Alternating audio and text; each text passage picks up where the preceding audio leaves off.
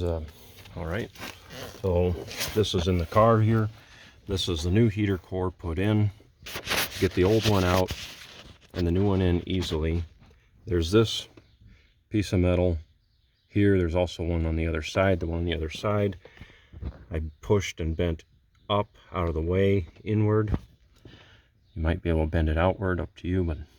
And then that heater core with that bent up, that comes right out. Once you undo the hoses on the firewall side,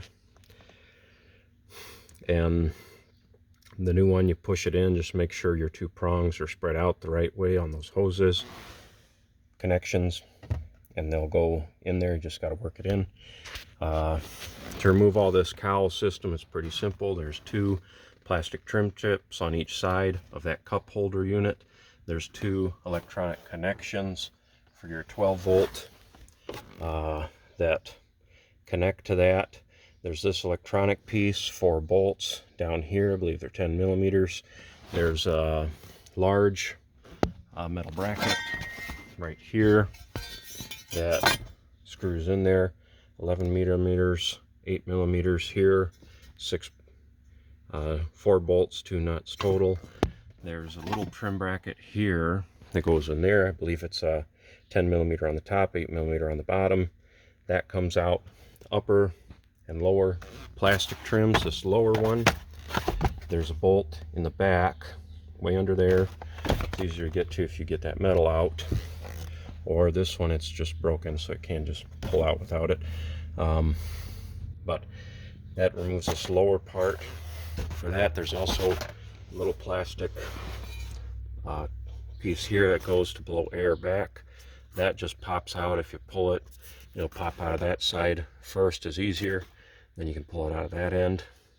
Get that out of your way. This, I believe there's 8 screws that hold this in. The 2 toward the firewall are a little tricky, but they will come out. That pulls out. There's that drain. That'll drain out that hole up there. That comes out. And that exposes this heater core, which with that piece of metal bent comes right out. On the car side here, you can remove this air box. Gives you access to those.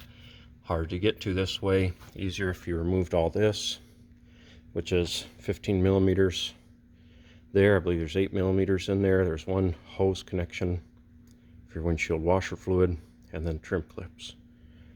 If you don't want to do it that way, you can do it this way. Just a little hard to get in there. That'll get it out, and you won't have to tear apart the entire dash, just that lower unit, to change the heater core. Thank you.